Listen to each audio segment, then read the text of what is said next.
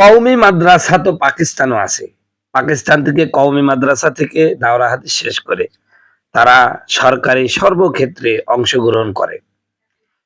তারা হচ্ছে উকিল হয়, তারা ম্যাজিস্ট্রেট হয়, তারা পুলিশ অফিসার হয়। কিন্তু বাংলাদেশে কওমি মাদ্রাসায় চাকরি করে গত ১০০ বছরে আমাদের দেওবন্দি বা কওমি উলামায়ে কেরাম কি এমন কোন জনশক্তি তৈরি করতে পেরেছে যারা রাষ্ট্র, সমাজ, অর্থনীতি কিংবা অন্য কোনো সেক্টরে অবদান রাখতে পেরেছে? যদিও বা কেউ পেরেছে, অতীত ঘেটে দেখা যায় তিনি কওমি মাদ্রাসার পাশাপাশি আলিয়া কিংবা জেনারেল পড়াশোনা করেছেন। শুধু কওমিতে পড়ে এগুলো করতে পারে নাই। আমার এই বক্তব্য অবশ্য অনেকের গায়ে লাগবে যে কওমি মাদ্রাসায় তো আর ওই জেনারেল হওয়ার জন্য, ওই অর্থনীতিতে অবদান রাখার জন্য তো কওমি মাদ্রাসায় ভর্তি হয় না। এখানে কোরআন হাদিস শিখতে আসছো। কোরআন হাদিস শিখছো কিনা তাই দেখো। এ কথা বলবে। আসলে আমাদের মুরব্বীরা ইচ্ছাকৃত ভাবেই কওমি আলেমদেরকে এরকম বিকলাঙ্গ করে রেখেছে। কারণ তারা ৪-৫টা মাদ্রাসা শাইখুল হাদিস, প্রতি মাসে লাখখানেক টাকা ইনকাম। অতএব তাদের তো চলে যায়। কিন্তু সাধারণ কওমি একজন ছাত্র, অনেকে আছে ভালো মতন যোগ্যতা আছে, লাইনে দাঁড়ালে পুলিশ হতে পারে। কিন্তু আমাদের কওমি আলেমরা যারা মুরব্বী তারা যেন এই ব্যাপারে সরিষার তেল নাকে দিয়ে ঘুমাচ্ছে। যে কওমির আলেমরা যা হয় হোক। কিছু প্রশ্ন আছে, আমরা কি করতে পেরেছি? আমরা মসজিদ মাদ্রাসা বসে অন্যের কাছে হাত পাতা শিখিয়েছি। কড়া ভাষায় বলতে পারি ভিক্ষা করা শিখিয়েছি। ইসলাম কি শুধু গরিব থাকা, ভিক্ষাবৃত্তি শিক্ষা দেয়? অথচ ইসলামের গুরুত্বপূর্ণ বিধানগুলোই কিন্তু টাকার সাথে সম্পৃক্ত। যেমন জাকাত টাকার সাথে সম্পৃক্ত, দান টাকার সাথে সম্পৃক্ত, কুরবানি টাকার সাথে সম্পৃক্ত, হজ টাকার সাথে সম্পৃক্ত, মানুষকে খাওয়ানো টাকার সাথে সম্পৃক্ত। এমনকি রমজান মাসে মানুষকে যে ইফতারি দেওয়া হয় এটাও টাকার সাথে সম্পৃক্ত। টাকা ছাড়া অনেক ইবাদত আছে, এটা সম্ভব নয়। হজ এটা তো টাকার সাথে সম্পৃক্ত, কিন্তু এই হজ কয়জন করে?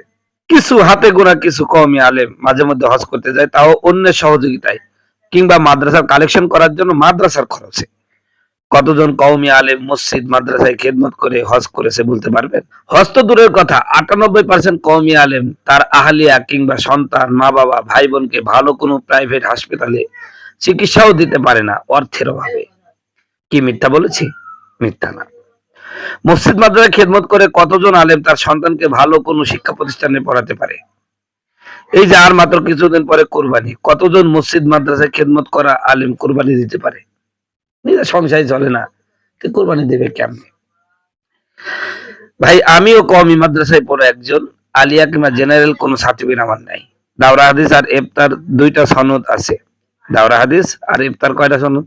দুইটা সনদ আছে। আবার মুফাসসির এই সনদও আছে। ওয়াল্লাহি আল্লাহর নামে কসম করে বলি, বড় বড় জায়গায় চাকরির সুযোগ থাকা সত্ত্বেও এই সনদ দিয়ে মসজিদের খেতাবত আর মাদ্রাসার খেদমত ছাড়া কিছুই করতে পারছি না।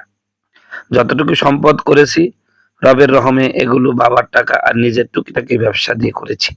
ব্যবসা মাহফিল না থাকলে তো আমার বা আমাদের অনেকেরই অবস্থা হতো বড় করুণ। কিন্তু আমরা অনেক কিছুই করতে পারি না শুধুমাত্র এই অবহেলিত শিক্ষা বা সনদের কারণে। অনেকে বলেন যে কওমি আলেমগণ কেন জামাতে ইসলামী করে? আরে ভাই, নিজ চোখেই তো দেখেছি দেওবন্দি কওমি আলেমদের রাজনীতির নামে ভয়ঙ্কর অবস্থা। নিজ চোখেই তো দেখেছি, দেখি না? দেওবন্দি কওমি আলেমদের রাজনীতির নামে ভয়ঙ্কর অবস্থা।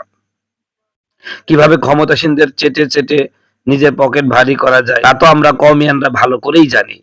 সেখানে অন্তত একটু ইকামতের দিনের কাজ, ভালো রাজনীতি, সমাজ এবং দেশের জন্য কিছু করতে চাওয়া ইত্যাদির জন্যই দলে দলে কওমি আলেমগণ আজ জামাত ইসলামীতে যোগ দিচ্ছেন কিংবা জোট করছেন। যে কয়টি দল জামাতে ইসলামীর সাথে জোট করেছেন তাদের অধিকাংশ আলেমই কওমির পাশাপাশি আলিয়া কিংবা জেনারেল পড়াশোনা করে বাস্তবতা বুঝেছেন। সুতরাং বাস্তবতা বুঝুন, বাস্তবতার নিরিখে বিশাল এক জনগোষ্ঠীর ভবিষ্যৎ নিয়ে চিন্তা করুন, তারপরে কথা বলতে আসেন। তাহলে আজকে যে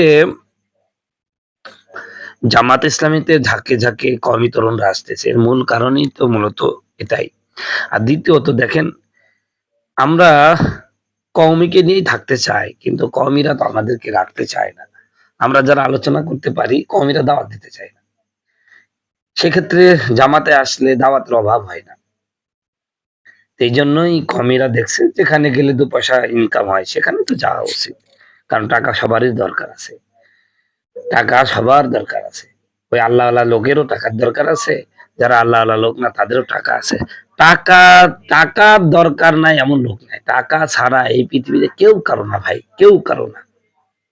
ইবাদত বন্দেগী সব টাকার দরকার। টাকা ছাড়া আপনি কোন ইবাদত করবেন? অতএব যেখানে টাকা আছে মানুষ তো সেখানেই যাবে। দিনও হচ্ছে, টাকাও হচ্ছে, যাবে না কেন?